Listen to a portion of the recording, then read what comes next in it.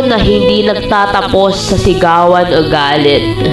Minsan, nagtatapos sila sa katahimikan. At sa tanong mo, paano kung noon pa? Lumipas ang panahon, hindi na sila estudyante. Hindi na rin pare-pareho ang direksyong tinatahak. Pero may mga ala talagang marunong maghintay. Nakita silang muli. Isang reunion. Isang lugar na puro ng tawa ng nakaraan. Nagkatinginan sina Sam at Leia. May ngiti, may layo. Sam! Tagal! Tagal nga! Walang yakap, walang tanong, pero may bigat ang pagitan.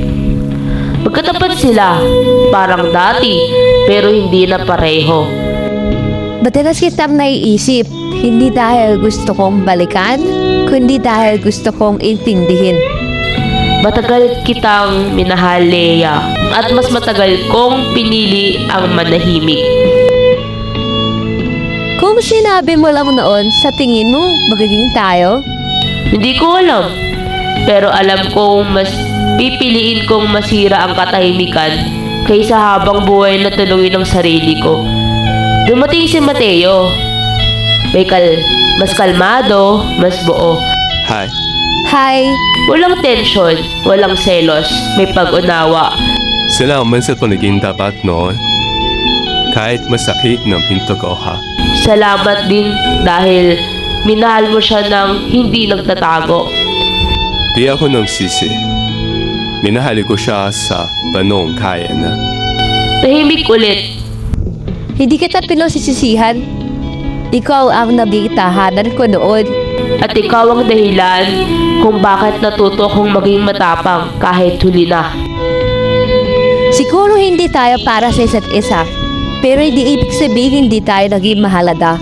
Hindi lahat ng mahal pinipili, pero lahat ng minahal may dahilan.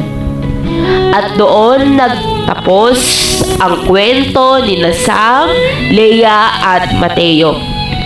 Walang balikan, walang sana ngayon, pero may kapayapaan.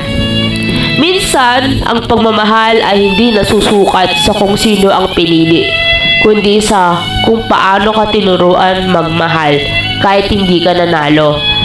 Ako, si Ate LJ, at ito ang huling bahagi ng Sa Likod ng Salitang Kaibigan. Isang paalala na ang mga salitang hindi nasabi ay may kapalit na aral. Kung kailan ka dapat magsalita at kung kailan mo dapat palayain.